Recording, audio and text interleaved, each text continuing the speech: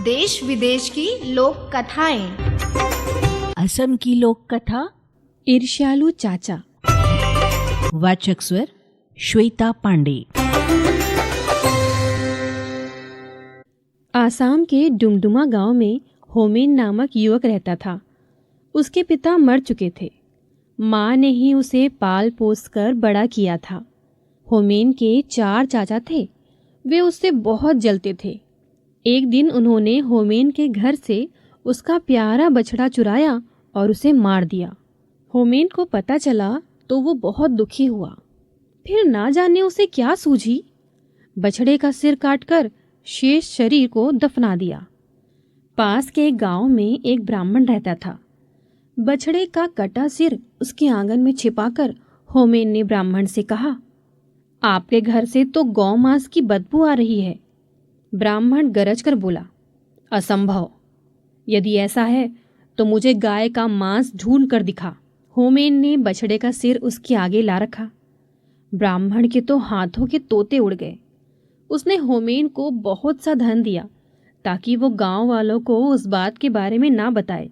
होमेन ने थैली भर धन लिया और अपने चाचाओं को दिखाकर बोला, पास के गांव वालों ने मुंह मांगे दामों पर गौ मांस खरीद लिया। वे लोग तो और भी मांग रहे थे। मैंने कहा कल लाऊंगा। चाचा बहुत खुश हुए। उन सब ने भी अपनी अपनी गाय बछड़े मारे और उनका मांस पड़ोस वाले गांव में ले गए। बस गांव वालों ने उन्हें गाय का मांस लिए देखा तो जमकर पिटाई की।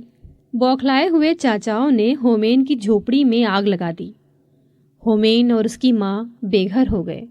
बेचारी माँ के आंसू देखकर होमेन तिलमिला उठा। उसने राख इकट्ठी की और एक दूसरे गांव में जा पहुंचा।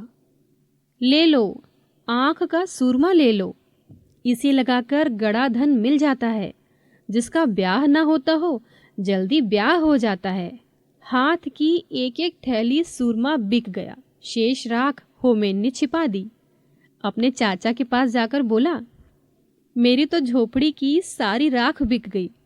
चाचा ने हैरानी से पूछा, राख बिक गई? हाँ, इसमें क्या शक है? कहकर उसने पैसे दिखाए। फिर होमेन ने उन्हें उकसाया कि वे अपनी भी झोपड़ी जलाकर उस गांव में राख बेच आए। बड़ी झोपड़ी की तो राख भी ज्यादा होगी। उसके सारे चाचा बातों में आ गए। चारों ने अपने अपने घर फूंक दिए और राख ले जाने की तैयारी करने लगे। होमेन ने कहा, गांव वालों से कह देना कि हमें सूरमे वाले ने भेजा है। ज्यों ही चारों गांव में पहुंचे और सूरमे वाले का नाम लिया तो सारा गांव उनके पास पहुंच गया। देखते ही देखते बांस की लाठियां उन पर पड़ने लगी। बेचारे पिटते पिटते घर लौटे। चारों ने गुस्से के मारे होमेन को मारने की योजना बना ली। उन्होंने होमेन को नदी किनारे रस्सी से बांधा और खुद भात खाने घर चले गए। उनके जाते ही वहां से एक सौदागर गुजरा। उसने होमेन से पूछा, क्यों भाई, तुम्हें यहाँ क्यों बांधा हुआ है? होमेन ने बात बनाई, जी मेरे चाचा मेरी शादी एक खूबसूरत लड़की से करना चाहते हैं। मेरे मना करने पर मुझे बांध दिया। सौदागर बोला, मैं शादी कर लेता हूँ उस लड़की से, क्या ऐसा हो सकता है? होमेन ने झट से उसे बांधा और उसका घोड़ा लेकर रफू चक्कर हो गया। चारों चाचा खा पीकर लेट गए। आलस के मारे उठा ना गया। पिटाई के कारण पोर पोर दुख रहा था। नौकर से बोले, जा तू होमेन को नदी में फेंका, हमसे तो उठा नहीं जाता। नौकर भी कम नहीं था। उसने अपने रिश्तेदार को यह काम सौंप दिया। रिश्तेदार ने सौदागर को ही होमेन समझकर नदी में फेंक दिया। बेचारा सौदागर चिल्लाता ही रह गया।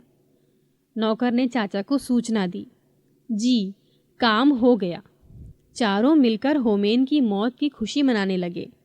होमेन ने पेड़ के पीछे छिपकर सब देखा और घोड़ा लेकर चाचाओं के पास जा पहुंचा। सबको प्रणाम कर बोला, नौकर ने गहरा धक्का नहीं दिया इसलिए केवल घोड़ा मिला। यदि गहरा डूबता तो शायद बैल, गाय व हाथी भी लाता। चारों चाचा फिर उसकी बात में आ गए। होमेन को पुचकार कर पूछा, क्या सचमुच नदी में पशु मिल रहे हैं? हाँ हाँ, आप लोग भी जाओ, होमेन ने कहा। चारों चाचा आलस छोड़कर नदी की तरफ लपके। नौकर को भी साथ ले लिया। तट पर पहुंचकर नौकर को आदेश दिया, हम चारों को जोर से पानी में धकेल दो। नौकर ने आज्ञा का पालन किया। होमेन को सदा के लिए ईर्ष्यालु और दुष्ट चाचाओं से मुक्ति मिल गई। अभी आपने सुनी असमिया लोक कथा। संकलनकर्ता सुरेखा पाडंदीकर। ऑडियो प्रस्तुति रेडियो अर्पा।